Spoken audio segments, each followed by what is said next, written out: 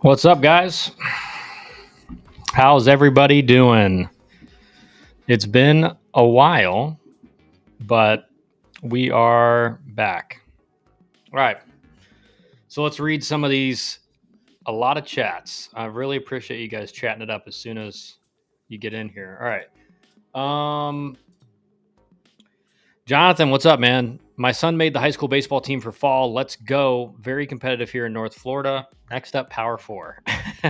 Nice.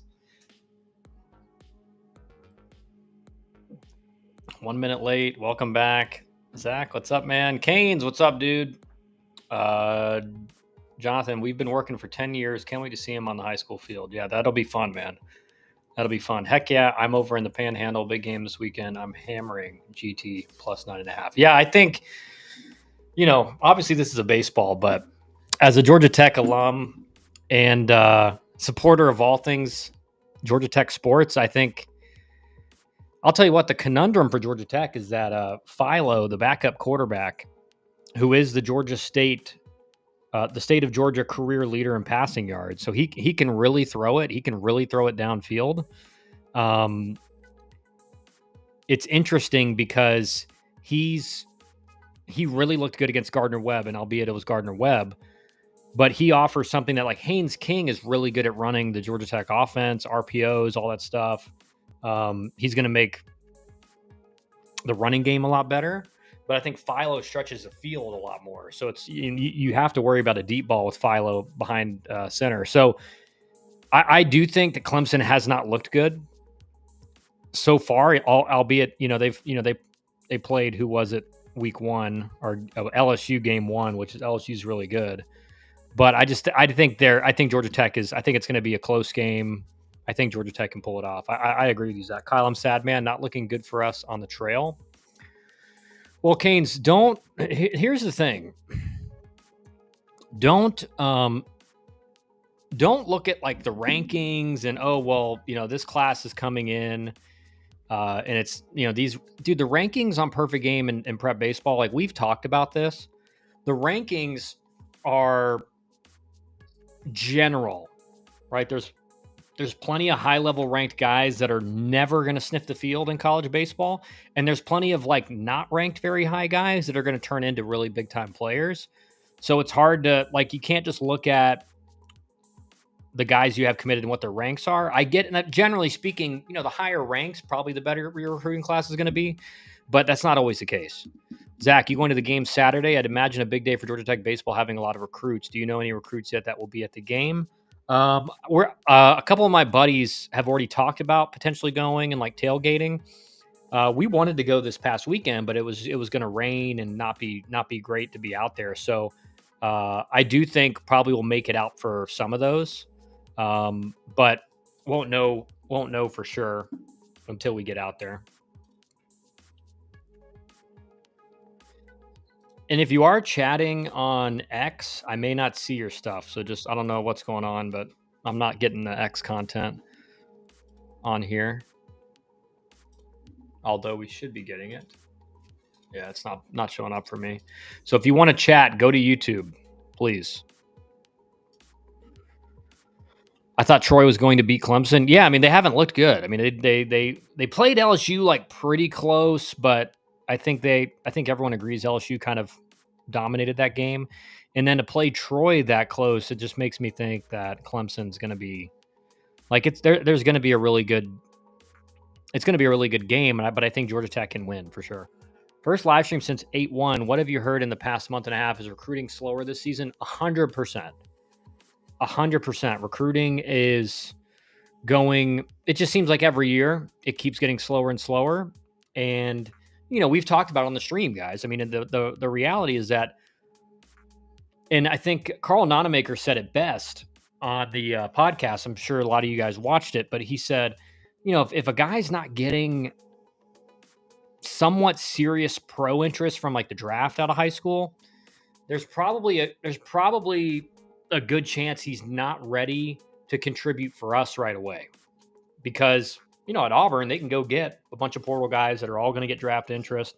So for a high school kid to get to Auburn, right, like the talent level, it's not even about, and this is what I think people don't understand, is that there's going to be a lot of players. Like, I didn't get serious draft interest out of high school. I was 150 pounds, 5'10, like just didn't, part of that was just physically I was not ready. But there's a lot of guys out there that are in that similar boat where they're just physically, they're not ready to get a lot of pro interest. They just don't look the part. And, those guys may get overlooked by colleges. So, and I think every coach we've talked to has said the same thing. Like, yeah, we're way more picky with high school players. So a lot of schools, and this is the other thing, a lot of people in the fall, or a lot of this August 1st date, a lot of people think that, well, schools just give out a bunch of offers August 1st or that first week of August, and then everything's filled up. That's not the case. I mean, a lot of schools have told us, we're just looking to get the relationship started. We're not trying to send out a bunch of offers yet, because we've seen these guys, but we haven't been able to talk to them. We want to, they're trying to evaluate the makeup of the player, the character of the player, the work ethic of the player. How confident is he in conversations? And there are those elite guys that they're just so good, you got to give them an offer. But then outside of that, like, you want to get to know the kid, because outside of that elite talent, like I've talked to you guys about before, the tier 1 type player who's just immensely talented, at least physically, good performer in the summer circuit, which again does not mean they're going to be a performer in college, because it is a massive jump from even competitive summer ball to Division I baseball. It's not even close, to be honest. But those guys are going to get the offers. The guys behind them, you're evaluating their makeup, their character, you're talking to their coaches, because a kid who's got like pretty good talent, he's outside of that tier 1 category, but he's still a really talented high school player. The better you evaluate the makeup, the more likely you're going to get a guy who's a contributor.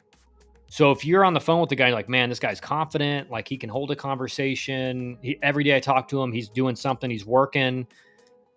He handles business in the classroom. Coaches say he's a leader. He's a model guy that everyone wants. All the players on the team want to be like him. Well, boom, this guy hits all the makeup marks. And now you have a better sense of, okay, this guy can come in and he's going to do all the right things. Okay, let's see here. You guys are chatting so fast again. Let me see what, one change we both have noticed, West Virginia is being patient compared to last year, how they came out swinging. I don't think it's slowing down for these top teams. Auburn specifically, they're grabbing pitcher, infielder, and catcher. They landed KJ Anderson last night.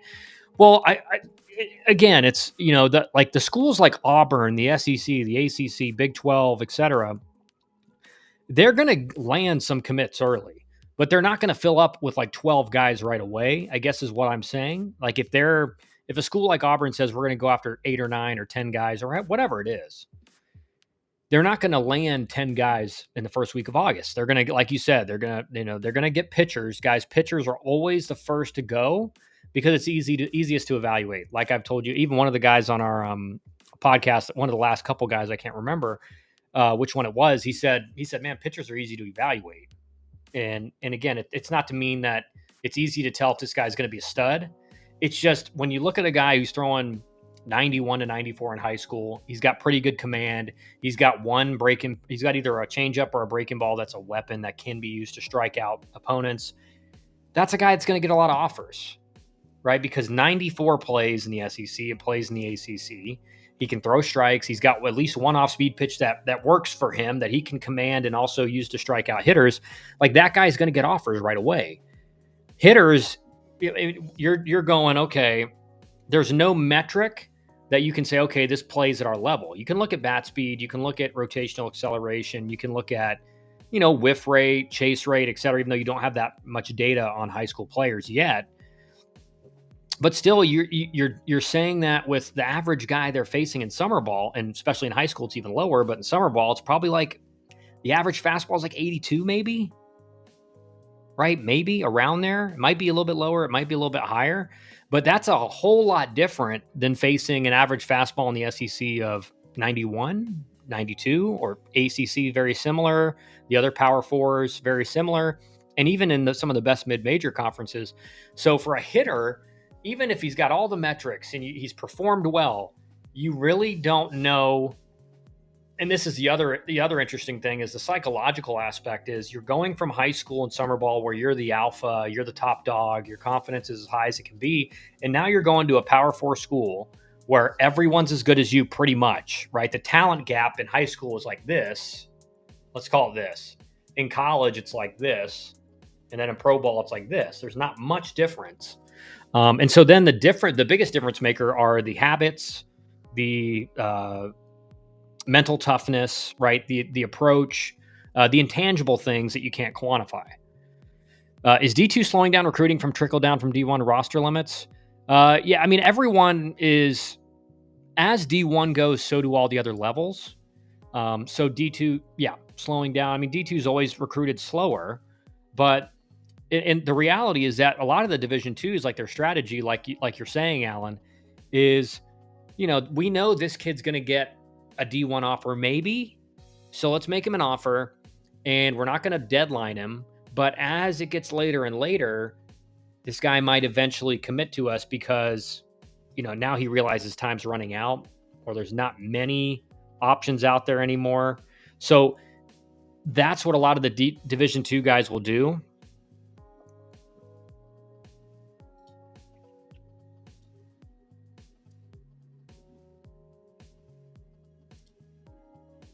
Yeah, so that's that. So they are going a little bit slower. I'm interested to see what Georgia will do this year. They will be a case study this year. Majority of their team is portal. So actually, interesting enough, Zach. So I've told you guys Brock Bennett's like he's a good friend on the trail, and I see him almost everywhere, especially in Georgia. And I actually talked to him about about the fact that they have been bringing in and understandably so, right? Wes Johnson comes in, you want to reload quickly, you want to compete quickly, and they've done that at Georgia, right? Georgia's now, hosting a regional 2 years in a row, made it to a super last year, and this year got knocked out in their regional. But I actually talked to Brock and I said, are you guys feeling it that high schoolers are starting to get wind that you're bringing in a lot of portal guys. You got the shortstop that they had committed, or was a freshman last year, transferred to Clemson. Bryce, you guys can probably remember Bryce. I can't remember his last name, but he was one of the highest ranked recruits in the country last year. Goes to Georgia, doesn't play much. Got a little bit of playing time. Now he's at Clemson. Cade Brown was at Georgia, freshman, highly touted. He's now at Georgia Tech. I mean, just a lot of freshmen are leaving. And then you had the outfielder who went to Chipola in the fall. And he told me, he's like, yeah, we're feeling it 100%. And he did say the 27 class is going to be their first class, where they're trying to be a little bit more traditional spread with portal and high school. So they're going to be recruiting more high school guys in the 27 class. Because they know, like, you can't, like, if you recruit nothing but portal guys, your high school guys are gonna be like, well, I don't want to go there because they only play portal guys, right? So, and Brock told me, he's like, listen, we had to bring in a bunch of portal guys to compete in the SEC with a new head coach, everything like that. But we're going to be leaning a little bit more high school, not necessarily meaning they're not going to bring in a good amount of portal guys still, but they're going to bring in more high school guys than they have in the past.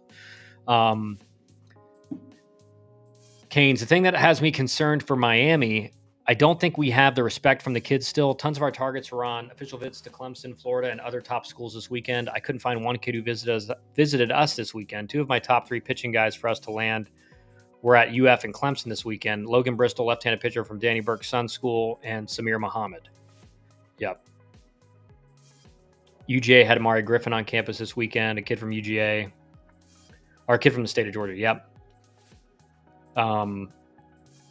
Yeah, I mean, this is official visit season, right? I mean, this is where you go on those visits. But I will say, I think, it's funny because, the visits to campus used to be a big selling point, right? If you have a great experience. I remember on my visit, we played Virginia Tech. They were like number 4 in the country, and we upset them, tore down the field goal post, like marched them through the streets of Georgia Tech.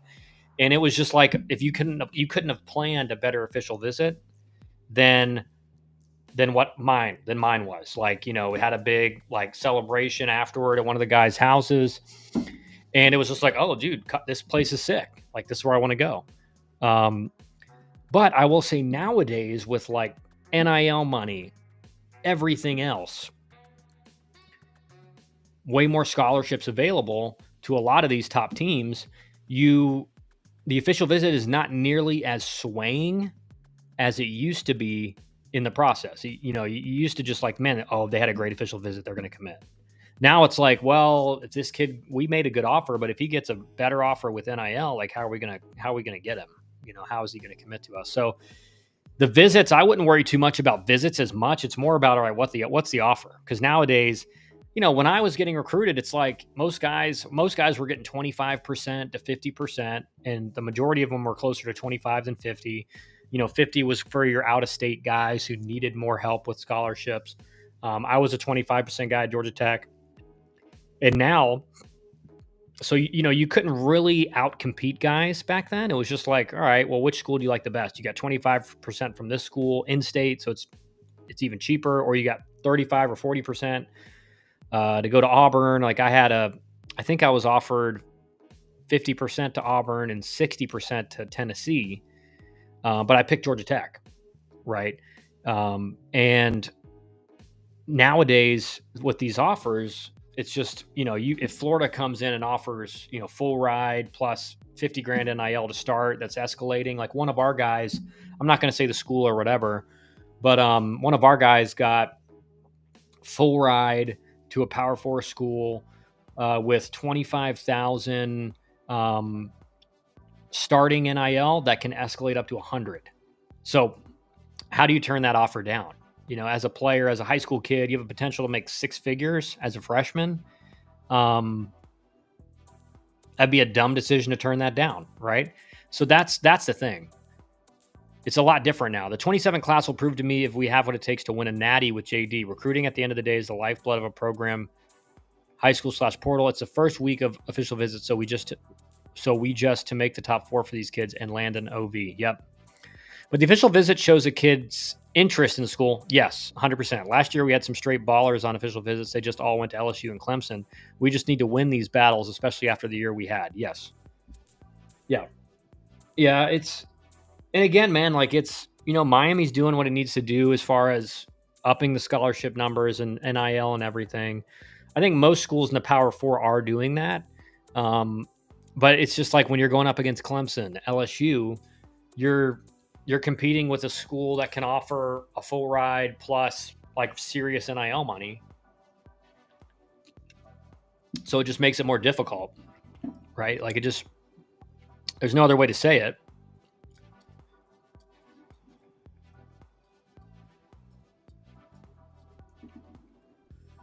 But you are right, Canes, is that the official visit does show the interest of the kid.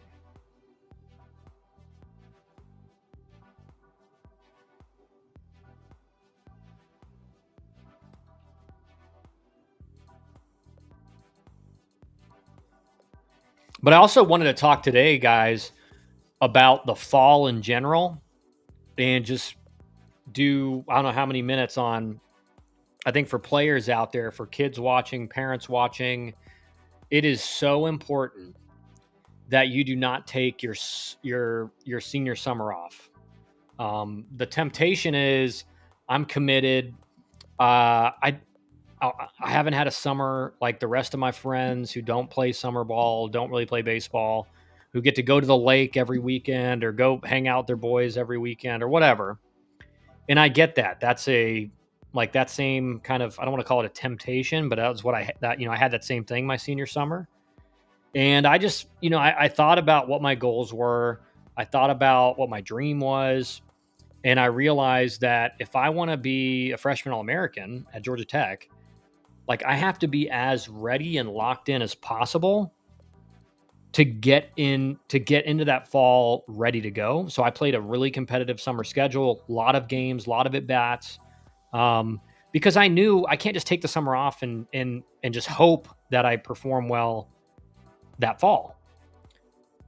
Because and I know a lot of people don't know this, but I mean the fall inter squads and practice and the gut check days and the conditioning, like that's where coaches find out who the dogs are.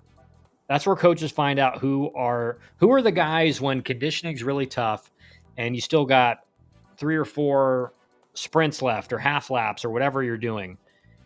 Who are the guys who are dying, but they can still mentally lock back in, make the time, and do it again? Right? Those are the guys that they know are tough. They're going to be able to handle failure, tough situations, and then how you perform in the fall. Right? Like it's funny because kids all the time will say, "Man, I don't know why I'm not playing." And then like when you talk to the coach, they're like, "Yeah, well, I mean, he's hit 180 so far in the fall." Or he hit 180 in the fall, hit like 200 in the preseason in the spring. Like guys, they're making, and we've had a lot of the guys on our podcast that say they're like the first day of the fall, we start thinking about who's going to make the travel roster, who's going to be on the roster. So that entire fall is about setting up the trajectory of your career at that school, really for the rest of the way. Uneven as the movie says, but we're not complaining. Just keep swinging. Yep. Or don't be like me and work an all summer job. 100%. That's where the starting lineup gets made. It's where it gets made. And again, what I see is that a lot of kids will take the summer off, or they're just not really pushing themselves. They're not working, and they get into the fall, and the first 2 weeks is them just playing catch up. But by then, guys, you're playing catch up while some of the other guys in your class came in ready, prepared, and they're showing out. So now those guys that showed out right away, they're already being notched in as, I think Kyle can he'll probably be on the roster. He'll probably be on the travel roster. He might be in our starting lineup. Right? Like that's that. And then the guys who are not doing well, he's not going to travel. We may have talked about cutting him, all because it's not because you're not good, right? A lot of kids, if you're getting recruited by a Power 4 school, that means you're a good player. Generally, it means you're a good player. You have talent. But when you get to college, talent's not enough. Like you got to have the mindset. You got to be tough. You have to be able to deal with failure. Like that freshman fall is really where most guys deal with failure in a massive way for the first time. And so how you handle that, what your mentality is, the guys who have a bad game and they're down in the dumps in the clubhouse and then they're whining about it all night. You're like, dude, this is baseball, right? This isn't high school baseball where you're just munching on like 78 every game. This is the best of the best. And if you want to be on this team and you want to start, you got to make adjustments quickly. 100%. That's where the starting lineup gets made. Deaver, do you think play travel ball the summer heading into fall? I've tossed around the idea of trying to speak to local junior college pitchers and have them pitch live ABs all summer to get kids ready. Yeah, I mean, I think it depends on your budget and everything, but if you're the summer before you head into college, like you got to be, like you said, Deaver, you got to be getting live at bats in. You got to be, I would, best case scenario, you're playing in tournaments that are competitive. So you're actually seeing a lot of different arms that are actually good, that are committed to big time schools. Cause that's going to prepare you. Like what I felt prepared me the most, and nothing, let me get this straight. Let me get it straight for you. Nothing will prepare you 100% for how big of a jump that is to like the Power 4 or a really good mid-major and really anywhere in college baseball. But it will definitely help to face guys that are going to mid-majors, Power 4s, like pitching in college in general. But that for those first couple inter squads, when you're facing guys that, because every high school kid's like, oh yeah, this guy throws 90. This guy, what they mean is he's touched 90 before. He's probably throwing 85, 87. He may touch 90. Most guys that they say touch 90 are throwing like 83, 85 and touching like 87. They're like, he's throwing 90. Well, in college, they're not touching 90. They're sitting 90. They're sitting 91. They're touching 93, 94. That is a massive difference than a guy who has maybe touches 91 once a game, right? It's a totally different thing. Sanjay, glad to have you back on air, Kyle. Thanks, Sanjay. How How much weight, no pun intended, does a coaching staff put into the summer workout program with the strength and conditioning coach? If it's 50-50 between two kids, does that play a factor? It definitely can. And what I will say is it's not as much about, oh, this guy's just a beast in the weight room, right? There are guys who are just going to be beasts in the weight room because they're big. Muscle size is relative to strength. So the bigger you are, generally, the more weight you're going to be able to put up. So it's not as much about who's just like a beast in the weight room, but that helps. Don't get me wrong. This guy works hard in the weight room. That's a good sign. But really, the strength and conditioning coach, what's weighted the most is this guy soft or is he tough? When you guys do conditioning days, like, is he the guy at the back of the pack that everyone has to run, everyone has to yell at to make times? Or is he a guy that's at the front of the pack and pushing guys, and he's the one going, hey, pick it up. Like, let's go, pick it up, make the time. You're making the rest of us run because you can't make the time. Those guys that can't make the time, they can't mentally push themselves through like physical pain or just fatigue. Most of those guys, and like 90+% of those guys, are never major contributors on a team. Right? They're never major contributors on a team. And I tell this to all the clients I work with. I said the guys who are at the front of the line, no matter if they're a speed guy like I was, that was expected of me, right? I needed to be at the front of the line. But even guys like Daniel Palka, who's now coaching at Rhode Island, who I played with, like he made all the times. He was always near the front of the pack. Zane Evans was a catcher, not a speed guy, but he was always near the front of the pack. Dusty Isaacs, he was a pitcher, not a fast guy, but he was always near the front of the pack. And it's because those guys, one, there's a pride thing. Like they don't want to be the guy that doesn't make a time. But two, it's like they're tough enough that even when they're fatigued and they're tired and their legs are starting to break down, they can push through the pain and just be like, it's 2 more half laps. I just got to make 2 more. Whereas the opposite mindset is, oh my gosh, I got 2 more half laps. I can't do this. Right. And that mindset will show up on the field at some point. That mindset will eventually show up when you have a 0 for 8 weekend and you got a Sunday game coming up. Gosh, I'm 0 for 8. This weekend's over. Versus I'm 0 for 8, but I can get a couple hits tomorrow and I'll salvage the weekend. It won't be a great weekend. It won't be a weekend I'll ever remember, but I'll salvage it so that, instead of going 0 for 12, I go 2 for 12, right? Or 2 for 10, 2 for 11 with a couple walks. So that mentality, that's the most important thing about strength and conditioning. There's plenty of guys who are not like the strongest guy in the world, who are amazing baseball players. But the one common denominator is that most of your big time contributors and leaders on a team are going to be guys who don't care that they're tired or they're fatigued. They're still going to make the time, right? No matter how hard it is. And then the other thing is this, like, how well you do in school, how well, and for the love of God, guys, please show up to practice an hour early at least. When I was back at Georgia Tech, all the guys in my class that went on to play professional baseball, which was a lot of us, we all hung out together. We all, class would get done at 11:30 or 12. We'd grab some, practice was at 3. We'd grab some lunch, get it to go to the clubhouse, eat at the clubhouse, hang out, play cards, we had like an N64 in there. We'd play Mario Kart, Mario Tennis, but we all just wanted to be at the clubhouse. Like that was the most fun place we could be on campus. That was the most fun place we could be. And what I hear a lot now is that, the players aren't always around. They don't like getting to the clubhouse early. They're not hanging out in the clubhouse. And again, that builds camaraderie, that builds chemistry with the team. And it allows it to, we would get there early. We'd play cards until 1:30, N64, whatever. And then we'd go do early work. All of us, like all the guys who were playing in that class, we go to early work.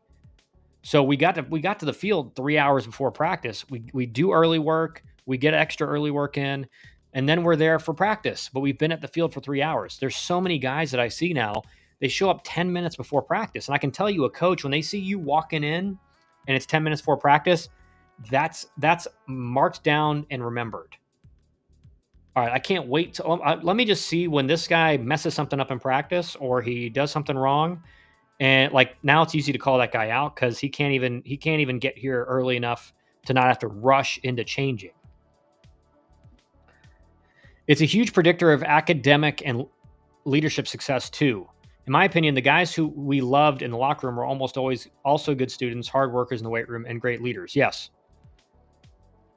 Yeah, I mean, there's no secret formula to it. It's guys that are good baseball players. To be a good baseball player, you need talent. That's fine, but you need good preparation. You need good work ethic. So guys that are good at preparation, they're also going to be good in school. Generally, they're going to do. They don't need to be like a brainiac, all A's in college if they're trying to be a professional baseball player, right? But as long as you're getting your stuff done, you're getting good enough grades.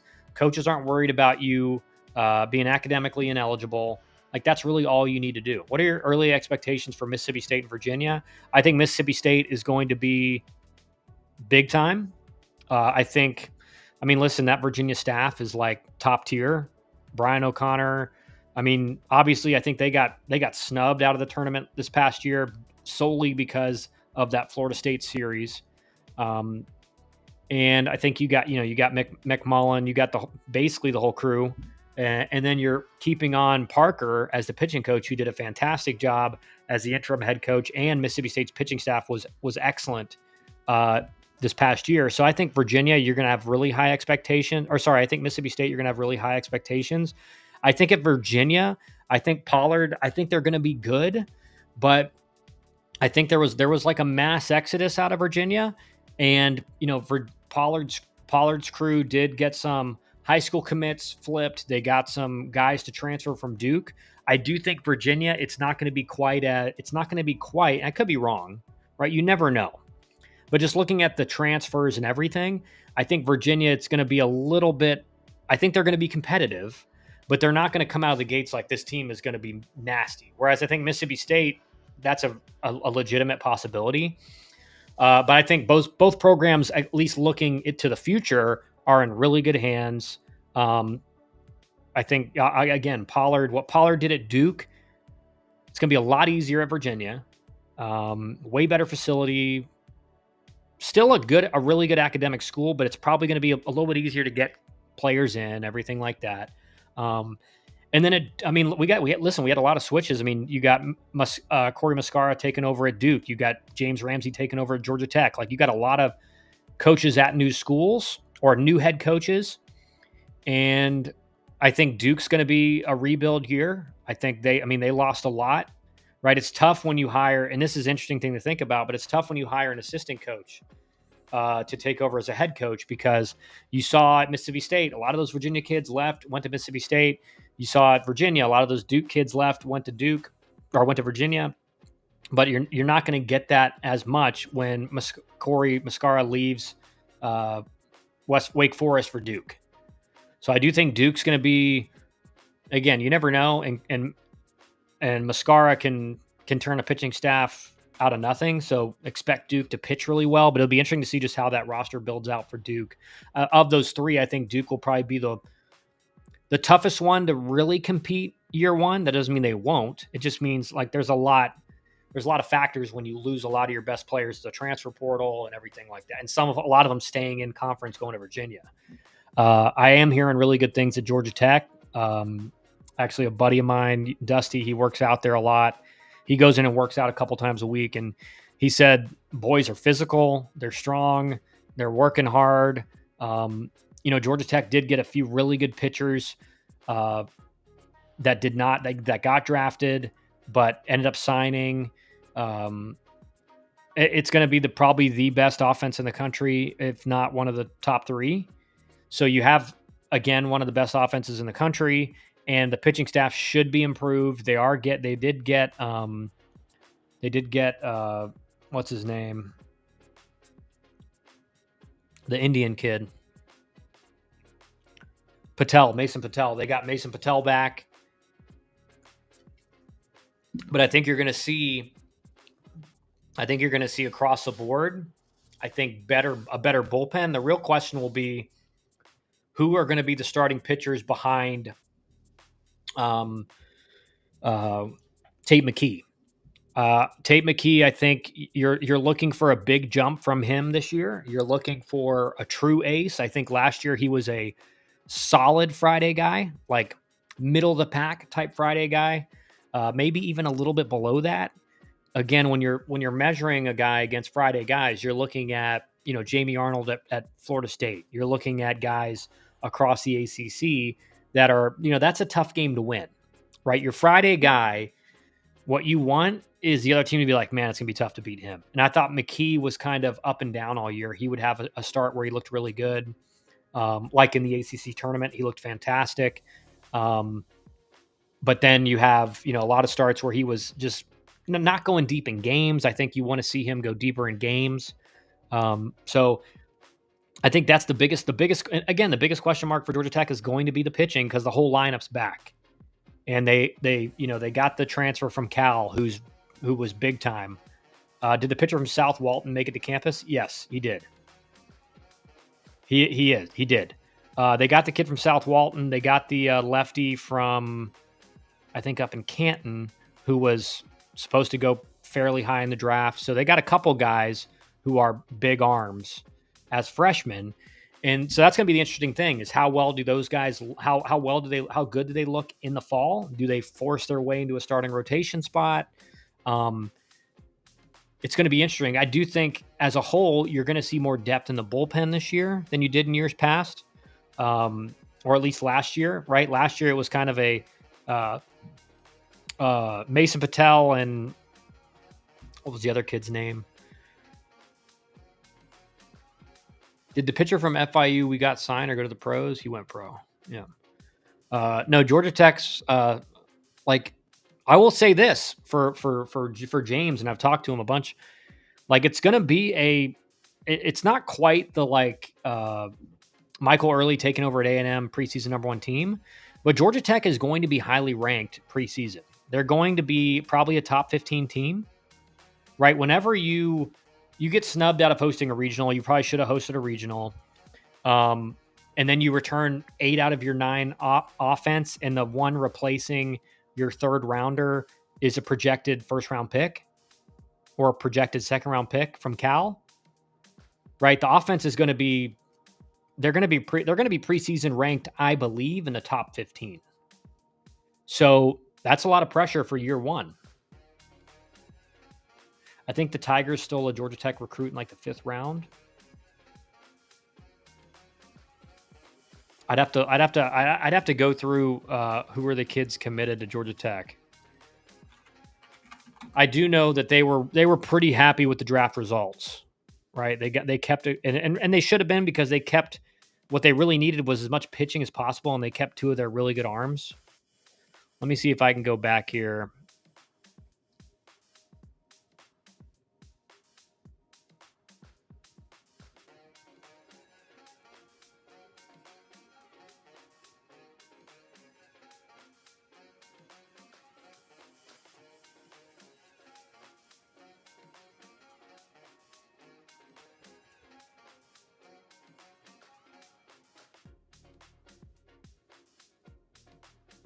So Georgia Tech has 4 players in the top 35 college draft prospects on Baseball America.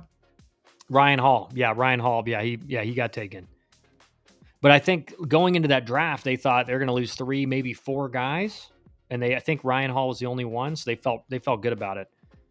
But Georgia Tech has, okay, so think about it like this: Drew Burris, they transfer from Cal, Jaron Advincula. He's number 16 in the top 35. Von Lackey, 18, and then Alex Hernandez, 34. So there's 4 guys who are top 35 college prospects or college draft prospects. And then you have got the guys behind them that are really good too. Like Caleb Daniel had a great freshman year. I think John Giesler may be back again. Even though he's had injury issues, and that's a key for him. He's got to stay healthy. But then, I mean, you just have you have a lot of depth offensively for Georgia Tech. Dang, so what will our weekend rotation be? Don't know, but I'm not worried. We landed some good ones who played well in the Cape. The Tigers took The Tigers took a Yale commit in the second round. Yeah, it's tough for Yale. I know their recruiting coordinator really well. I talked with him at a bunch of games this summer. That'd be a tough one for him. But you know what? Most schools know a guy is going to get picked. They know that a guy is going to probably sign, so they're not going to they'll have a replacement for him. Michael Oliveto from New York, a catcher. He is super raw, but supposed to have a high ceiling.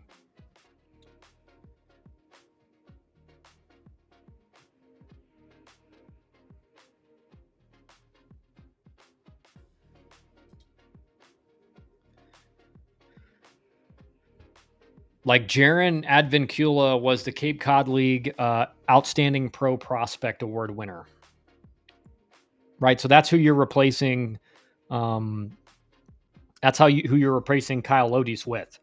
So you don't feel like you may lose a little bit of power there, but you got Alex Hernandez in year 2, Caleb Daniel in year 2.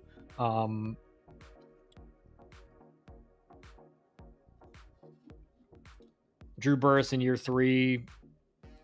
I mean, you have a lot of guys that are probably going to hit for more power next year. So Georgia Tech looks bigger. Miami looks bigger. Yeah, I think for Georgia Tech, it's just going to be the pitching staff was really good this past year as far as if you look at the numbers. I do think, again, we've talked about this, the numbers were great. But when you looked at it, it was like 7 pitchers had all the innings. So when you get to a regional and you can't just use 7 pitchers, those numbers, albeit like that's what you want to see. You want to see the numbers get better, everything like that, because those numbers mean over the course of a season, you're going to win more. And they did. But that pitching staff in particular was not built to win and to be honest, they probably just didn't have enough arms they didn't feel confident in the arms to throw them enough. But that pitching staff was just not built to win a regional, right? It could win a super. And I remember telling you guys this, if they won that regional at Ole Miss, I think they would have gone on to Omaha, like we saw Murray State do. But because that pitching staff can win a 3-game series, it's way harder for that. It was way harder for that pitching staff to win a regional. Also, the draft told us one thing: raise your son to be a left-handed hitting shortstop. What was your thoughts on the Nationals not taking Holiday number 1 overall? Yeah, I think that was a big surprise. I think, I mean, the whole first round of the draft, I can't believe how many high school shortstops they took. And to be quite honest, I think that's you seeing the analytics departments taking over the draft as well. Because the reality is that most high school players, and again, it's different now because they just promote guys. They promote guys no matter how well they do. You go hit 220 in rookie ball, you're going to be an A ball next year. There's no rookie ball anymore. But you go hit 220 in A ball, you're going to go to high A. You hit 220 in high A, you're going to go to double A. If you're a first round pick or top 5 round pick. And so what you're going to see is a lot of these high school shortstops that were picked this year. I think you will see a lot of those guys make it to the big leagues, and they're not going to be good. They're going to be like Anthony Volpe with the Yankees. Like, I don't know what that guy's doing in the big leagues still. Can't defend, can't hit, doesn't hit for power. Like, what are we? You're hitting in the best park to hit for power in the major leagues, and you're still not hitting for a lot of power. You're hitting like 200, and you're terrible defensively. I don't know, how does Anthony Volpe stay on the Yankees? They don't have a better guy. They don't have a guy that can hit 200 and actually be an elite defender at short. But that's the reality, is that these analytics these organizations that are entirely run by analytics, there's a blind spot somewhere. Because how has Anthony Volpe been in the big leagues this long? And they'll say, well, look at his WAR.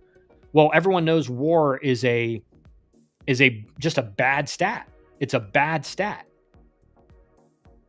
Anyone who's looked into WAR knows it's a bad stat, because you can compare people and you're like, wait, why is this guy? What? This guy's a Hall of Famer, and this guy's played for 10 years. He's got more WAR. This guy played for 22. What?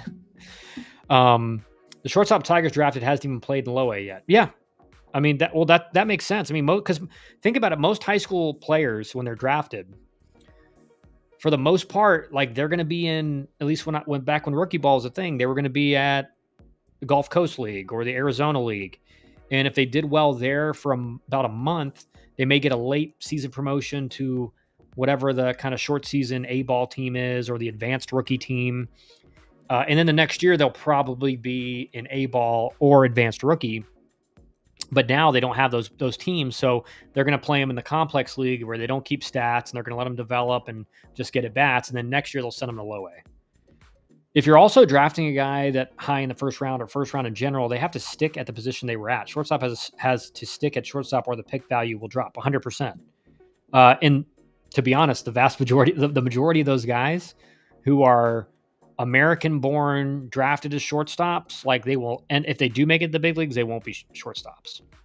And that's why when I was watching that, I couldn't believe it because I'm just like, there's no way there's this many shortstops, even like this early in the first round of the draft, that are high schoolers that should be getting picked here, right? That was anyone who knows the draft and knows baseball and has followed it for decades knows that, man, high school players, like, they offer you generally the highest ceiling. Like if you look across Major League Baseball, like the best players in Major League Baseball, Bryce Harper, even though he, graduated high school early to go to JUCO, but he's basically a high school guy. Mike Trout. I mean, the list goes on. The position player, high school players usually have the best ceilings of anybody in the draft, but that also means they have the lowest floor, right? So Max Clark has been in the minors for 2.5 years. When should his body and bat be ready for the big leagues? He should start next year in AAA. I think, nowadays it's different, Zach. I think next year, if he starts in AAA, and it's different now with the Tigers because the Tigers are a really good team and they're looking, let me just pull this up real quick. So the Tigers are 82-62. They're unless they just collapse, they're 9 games up. 8.5. They're 8.5 up on Kansas City. They're going to be fine. So the Tigers, and this is the difference. The Tigers are competing now. They're a competitor. They're not just going to call someone up because he's a top prospect, because he's, we draft him first round. They're only going to call up Max Clark next year if he's playing well and there's a need. Right? You're not just going to call him up and bench a guy who's performing if they don't need him. So the Tigers don't need to rush him. So that could mean, again, because I do think what you've seen out of Max Clark, and let me just pull up his numbers. I think he's done really well for a high school player. Get 3rd overall pick. What I will say, let me see, just make sure I have his numbers correctly.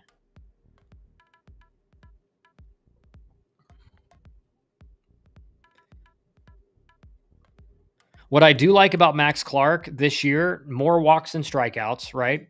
I do think he's going to have to play center field.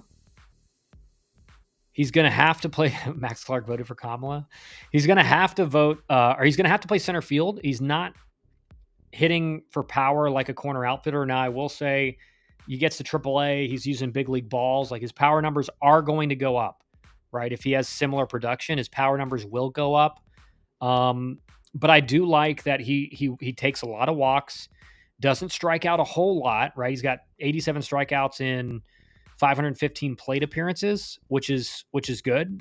So he's less than 20%. He's walking more than he struck out this year. 14 homers, 5 triples, 16 doubles. I would like to see, with a guy that can run like him, more triples. But I think overall, you're happy with him.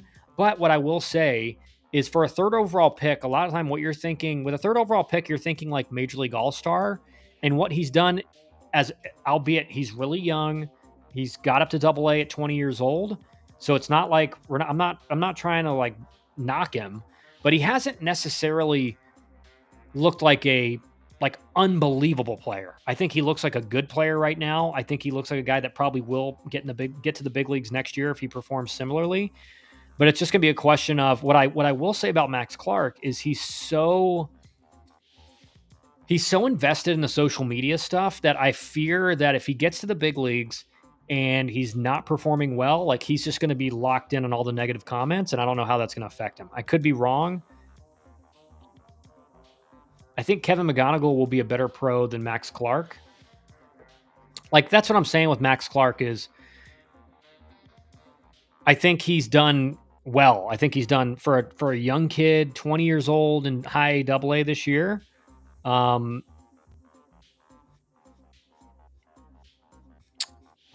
it's not like he hasn't had an OP for a guy who's a third overall pick. You're expecting him to. You would expect at some point he's going to OPS over 900, and I think his best one is like in 2025 he OPSed 848, which is still really good, right? It's really good. Bat left, throw left, vote left. Welcome, Wiley Ballard. Yeah, Wiley's back in the chat, man. Wow.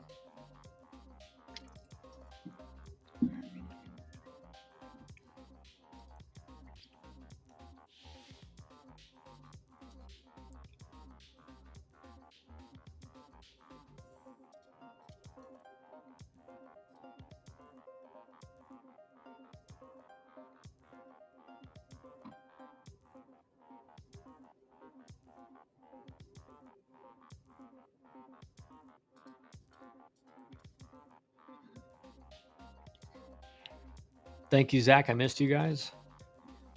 Yeah, we missed having Wiley around here. But yeah, it's just a different day now. I mean, like, and I was having this conversation. I forget a couple days ago. I can't remember with who, but when I got to AAA for the first time, it was in 2015, and which is crazy. That was 10 years ago. It's like, man, I feel old.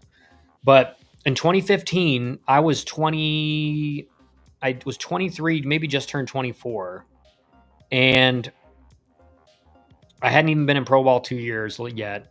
Everyone on that team in AAA was like 30 plus, except for me and 3 other guys who were kind of younger prospects. And now if you look at AAA rosters, way younger. Like, they're just promoting guys to AAA. And it used to be that AA was where most guys stopped.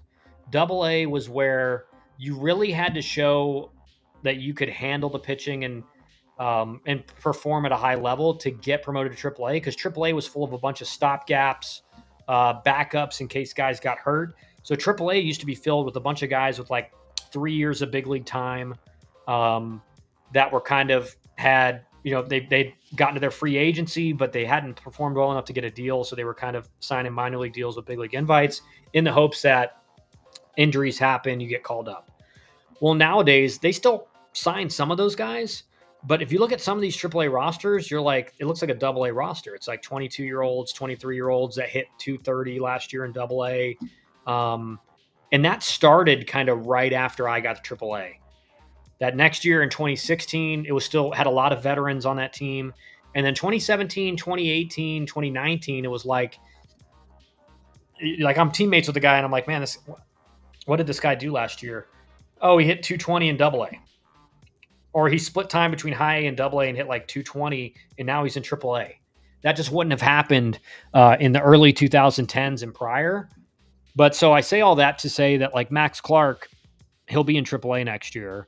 And a lot of guys that shouldn't be in AAA will be in AAA. And you see these guys on social media like Jeff Fry and everybody who really, they're pretty negative about the current state of the game, which, like, I totally understand. Because I can barely watch a major league game now. It's so bad. The defense, the hitting, the ego, the attitude, it's all next level bad. But in reality, guys, like, I hate to say this, but what you're seeing in Major League Baseball there's a lot of guys in the big leagues that should not be in the big leagues. That's just the reality. But that's what's happened with this analytics revolution in Major League Baseball, is that there's a lot of guys who you're like, well, I guess the analytics says he's good because I'm watching him in the game and I'm like, can't hit, Anthony Volpe, can't hit, can't defend, can't throw, doesn't hit for power. Why is he in the big leagues on the most well-known team in the world? That's the starting shortstop for the most well-known baseball team in the world, New York Yankees. I will be in Atlanta in 2.5 weeks. Can I come over and live stream smoked meat with you? We'll talk about it. All right. We'll talk about it. I've noticed players get called up a lot quicker now. Oh, yeah, dude. It's, which, like, man, I wish that was the case when I was playing, but it's not just that guys get called up a lot quicker now. They get promoted way quicker. And again, this just comes to a fundamental misunderstanding of how baseball works. What these analytics guys don't understand is that, and I'm not talking about the baseball guys that know analytics. I'm talking about the pure analytics guys that never sniffed the field, never played a game of high level baseball. They look at, okay, this guy for a month and a half has really dominated a level. Well, guess what? You don't dominate a level unless you can dominate it for an entire year, or at least a half. But how many guys do you see in the major leagues? They have a great first half, and then they look terrible in the second half, and then you look back and you're like, they just had a mediocre year. Well, what happened? What's the problem? What you're seeing is that a lot of these kids, they're really young. They need to have a full season at like high A, or double A, or low A, and they do well for like a week or a month and a half, not even a first half, and they get promoted. And it's like, man, if I'm a farm director, if I'm overseeing a minor league farm system, I want to see, okay, when he starts to struggle, how does he handle it? How long does it take him to fix it? Right? Because that's what I'm looking for. I'm looking for, okay, he's had a lot of success. All right, now he's failing. Wow. He went 0 for 3 or 4 games in a row, and then boom, he was back 3 hits. And then the next day he had 2 hits, and now he's back. So that's a good indicator that this guy is going to have continued success because he handled that failure. His mentality was right. His attitude was right. He changed his approach. He made an adjustment, whatever. He figured it out. But a lot of these kids, what happened is they get promoted, and then they get to double A or they get to high A, and all of a sudden they start to struggle, and then they struggle for the rest of the year. And it's like, well, you know why? It's easier to handle a struggle when for a month and a half you've hit 330, and an 0 for 4 makes you go down to like 322 or whatever, or 315 or 318. And then another 0 for 4, you're down 308, 307, 306. Well, you're still hitting over 300, right? So there's this mental trick you can do where it's like, yeah, I'm not seeing the ball well, but I'm still hitting 300, so I'm good. Whereas you go to a new team in double A or high or whatever, and all of a sudden that struggle starts, and you've got 10 at bats there. Now you're hitting like 100, and then 080, and then 075, and now you're like, wow, I'm hitting 075. I'm terrible. And guys that aren't strong mentally, that totally tears them apart, rips them apart.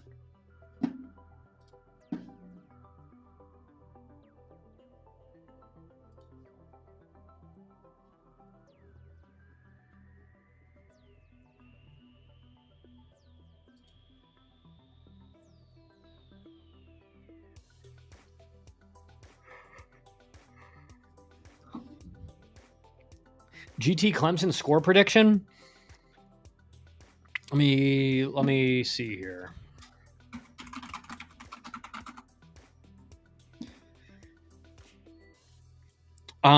Dude, I mean, to be honest, I think it ends up being like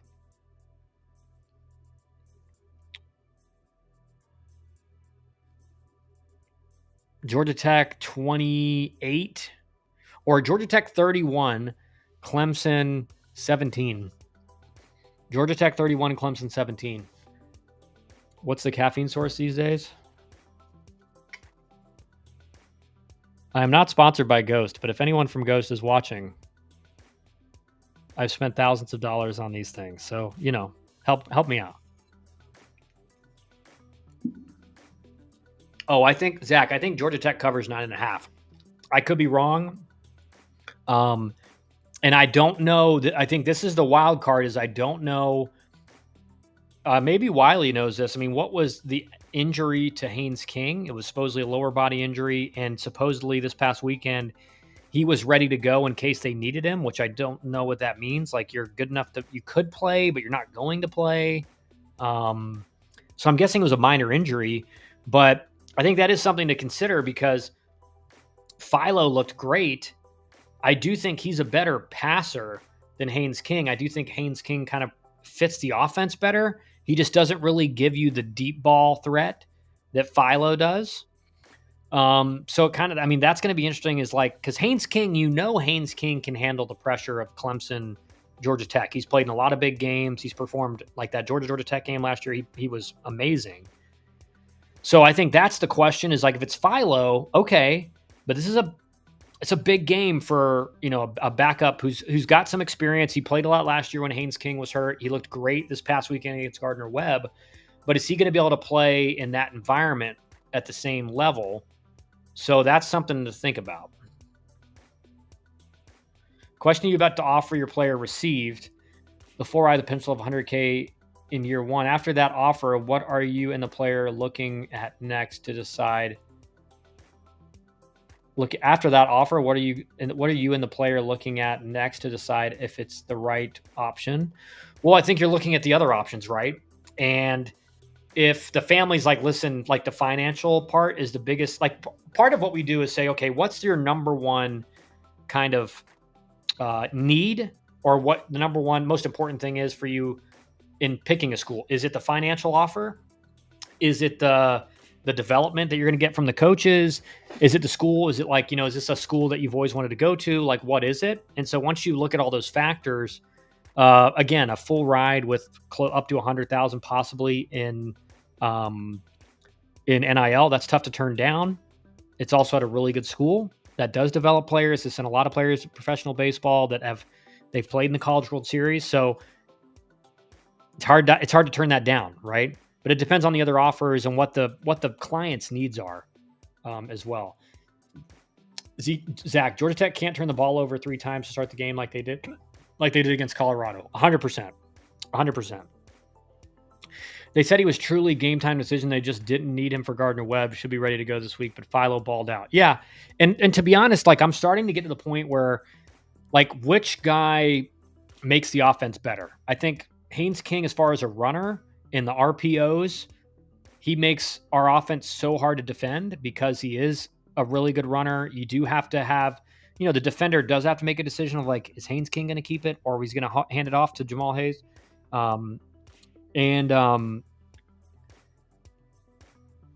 Philo, albeit he's probably not as much of a running threat, he still can run pretty well, but he can really stretch the field with a deep ball. So your secondary has to they can't play up to stop a more running offense because Philo can burn him, and he did burn Gardner Webb a few times. Philo killed Miami last year. Yeah, he's good, man. I mean, he has the Georgia State record for career passing yards. He broke Trevor Lawrence's record.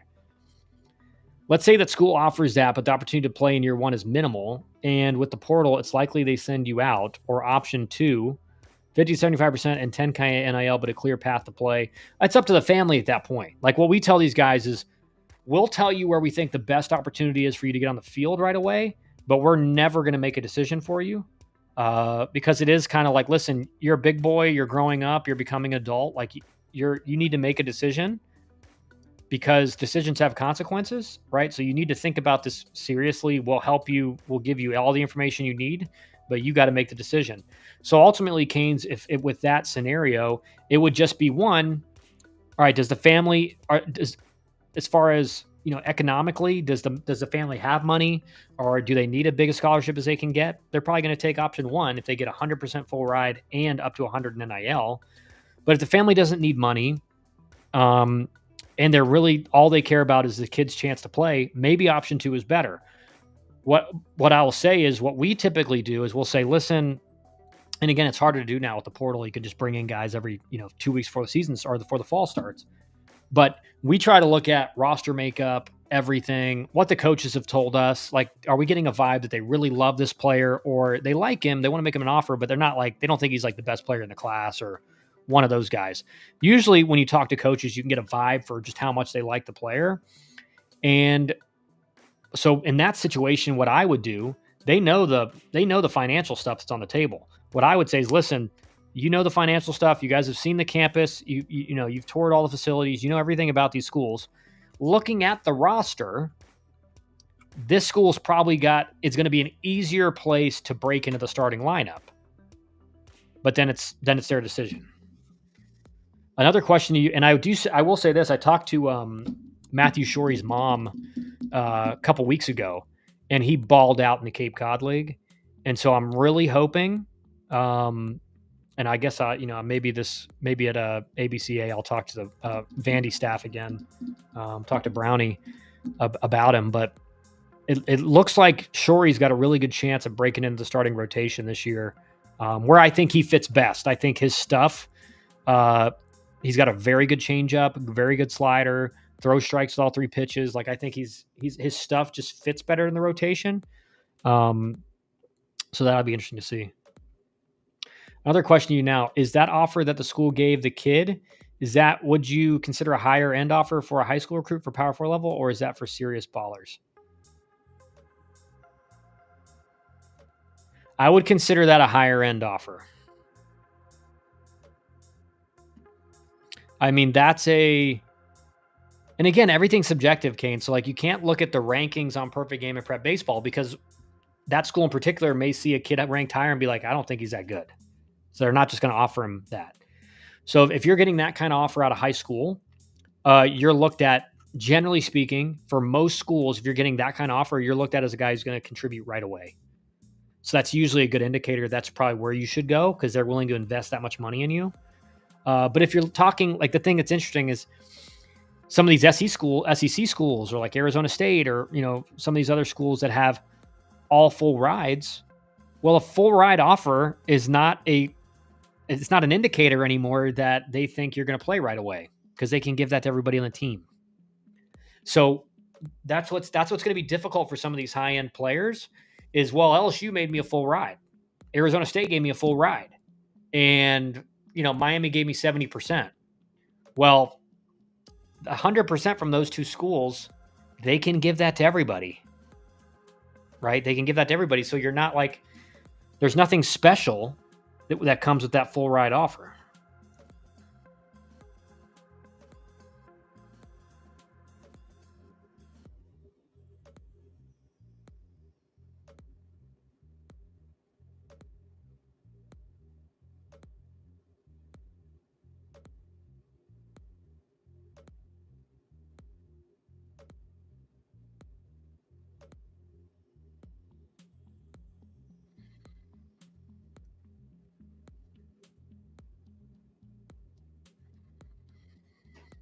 Were you also an Epstein FBI informant? No, I was not. I was not.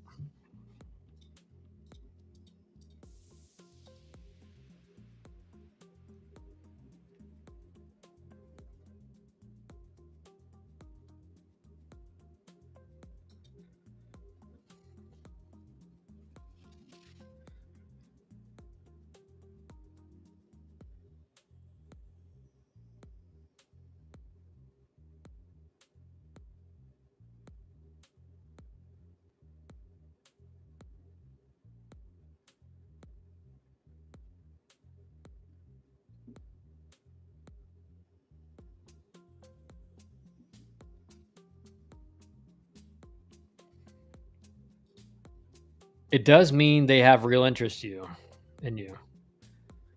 How many lives do you think our president saved with this undercover work on the island? Who knows? We'll have to get more details on it. I wouldn't look at it in that way. End of the day, until they cut off the portal will be the main focus for these teams, unless it's pitching. So if you do get an offer from Clemson or Arizona State, it does mean they have real interest in you. 100%. I'm not saying it doesn't mean that. What I'm saying is that before all these schools could offer a full ride, if a school offered you 70%, you're like, okay, they really like me, because they only have 11.7 scholarships. They just offered me 0.7. Now you can't evaluate based on an offer from these schools how much they like you, because everybody gets 100%.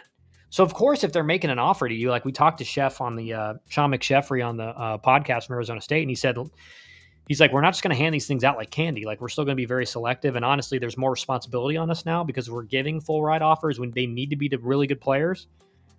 But all I'm saying is on the player side, you can't make a judgment on, okay, based on that size of the offer, they really like you because they can offer full ride to everybody. So the offer itself doesn't present you with any way to judge it as, okay, they really like me. Now, if they add NIL on top of that and it's a lot of NIL, okay, that's a good sign. But that's all I'm saying. So you're right, Canes. I'm just saying you can't, with some of these schools now, you can't look at the offer and be like, well, they gave me a full ride. They know I'm going to play. It's like everyone on your team has a full ride. Not everyone on your team is going to play. So you can't judge that anymore. Is there such a thing as waiting a year and developing anymore at the D1 level? No. Or is it if you're not a starter after the fall, they're going to part ways with you?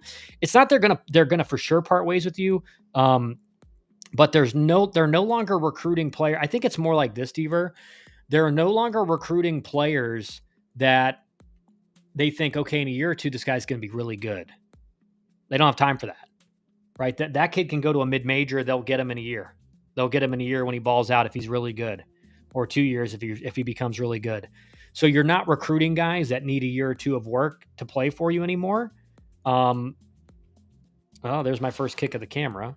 Do you have any more coaches interviews coming out? Yeah. So I posted today the Northwestern today with Tyler Roast. And then we have Arizona coming out Thursday. I'll be posting it Thursday. I had some technical difficulties with our software.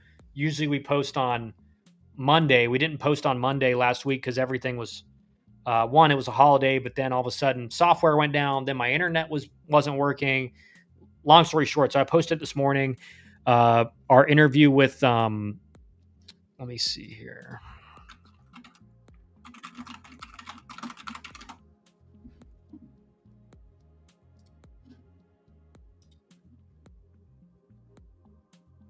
Our interview with Arizona's pitching coach, John DeRowan, which he's a young guy, very well versed in kind of the analytic side of pitching. So I think it'll be an interesting interview for a lot of you guys. And to be honest, at the end of it, I was like, man, he can talk, man. We asked him like 6 or 7 questions, and it was like 40 minutes.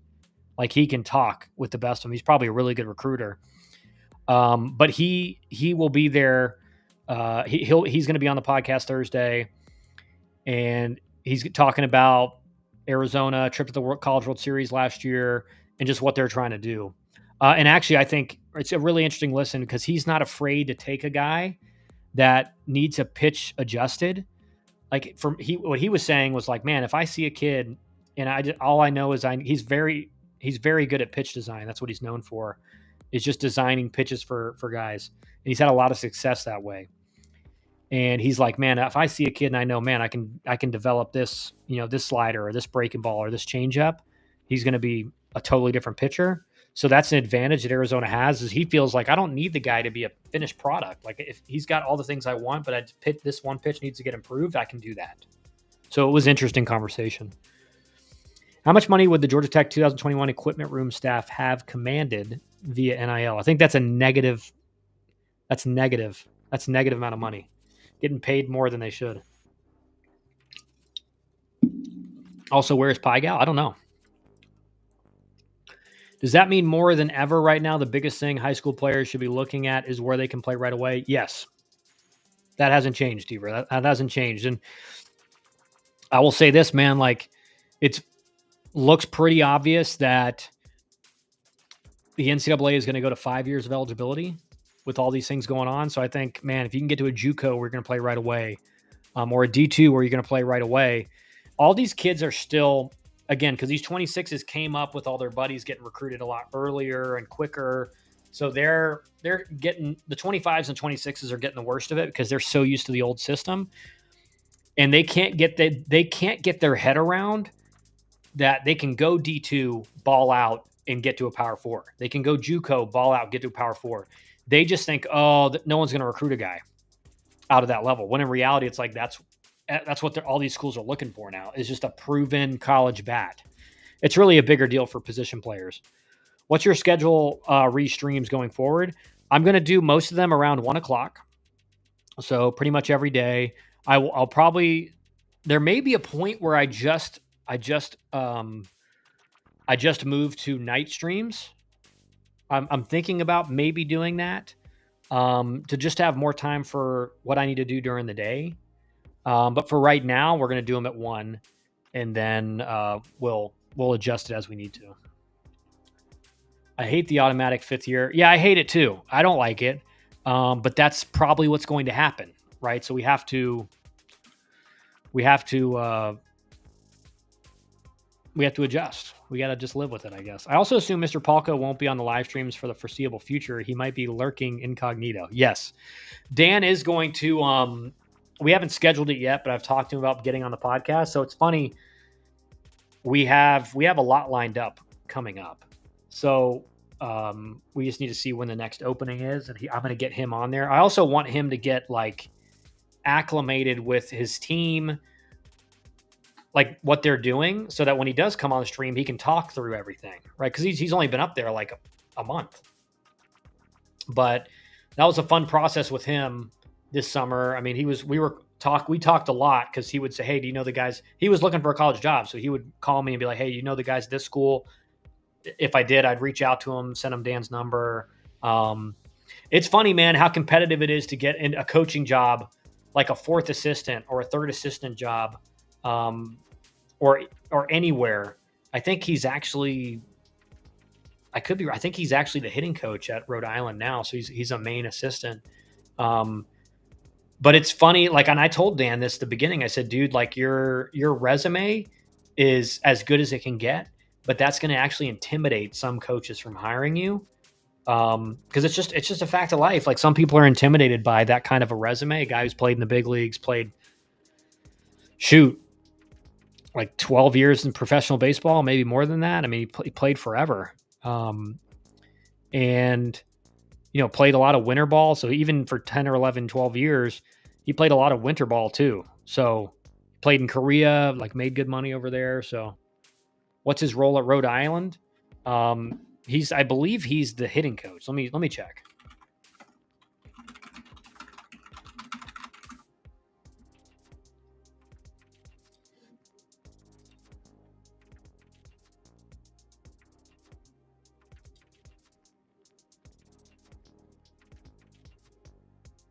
He's working with the hitters, outfielders.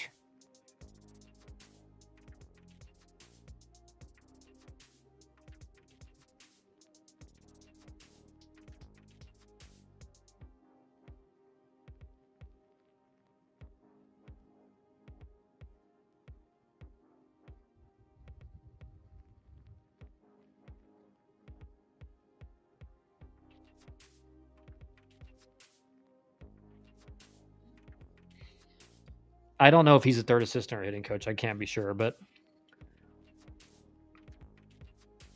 wow. Quant Slavin is a single man now. Holy cow. That's on Georgia Highlands JUCO. It's a good one, man. A lot of good players have come out of there. They've sent some guys to D1 schools. I think it's a solid option for players. I know a kid that's committed there, I believe, a kid I coach from Wesleyan. I know he got an offer. I don't know if he's committed, but I think it's a solid spot. And again, like, the nice thing about Georgia Highlands is that, it's not too far out of Atlanta. It's up there by Lake Point, basically. Field's pretty nice, like turf field. I believe it's turf field. Like pretty decent JUCO field facility. And again, if you do well there, you got Georgia State, Kennesaw, Georgia Southern, Mercer, Georgia Tech, right? North Georgia, good D2 program. Young Harris, good D2 program. You got a lot of options in Georgia that are looking to add guys. So if you ball out of Georgia Highlands, like, those guys will see you. Do you think our hire of Saltalamacchia will have an impact on recruiting trail? He's working with our catchers. Yeah, I think so. I think it will, but we got to wait and see. But I mean, talk about a staff with major league experience at Miami. I mean, you got a lot of guys, right? You got, I'm trying to think now. You got your pitching guy. You got, God, why can't I remember anyone's names now?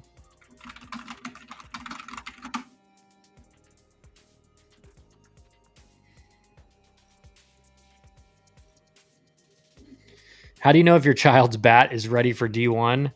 Um, really, there's no way to know for sure. And the reason I say that is because it's so subjective. Like talent evaluation is so subjective. Um, it's really hard to say that, oh yeah, this guy's gonna have success at Division One, because the reality is you just never know. The game speeds up on some guys. Some guys rake in high school. Oh, this bat's gonna play. They get to college, they're not an alpha anymore. Lowest guy in the totem pole. Game speeds up. They don't adjust. I played with a lot of guys like that. There was a lot of guys who were ranked way higher than me at Georgia Tech that I thought, oh, this guy's a really good player. You get there and they just had no success, right? Because they can't handle the pressure. One, game speeds up. So that has a big impact, and they can't handle the failure. So it's hard to say, Deaver. I mean, they just need to be Division One bat now needs to be dominating high school hitters, right? If you're hitting like 350 in high school, that's fine, but you're probably not going to have success at Division One level if you're hitting 350 in high school. Again, that doesn't mean it's a rule for every time. Just generally speaking, like I hit 455 in my career in high school baseball. My best year, I hit 550. So if you're not, if you're doing that, that means at least, man, this guy can hit. If you're hitting 350 in high school, like that's what really good players in college hit. So do you think I always say this, like, do you think your average in high school is going to be higher or lower than your average in college? For most guys that have success, their average in college is going to be lower than their average in high school. Right? So it's just hard to say. But you got to be dominating high school in summer ball pitchers. But yeah, they make it to the World Series every year. Yeah, Georgia Highlands, it's a really good JUCO. It's a really good JUCO. All right, guys, that's going to be it for me today. I will be back tomorrow. Let me just check my schedule, make sure. I should be back tomorrow, 1:00.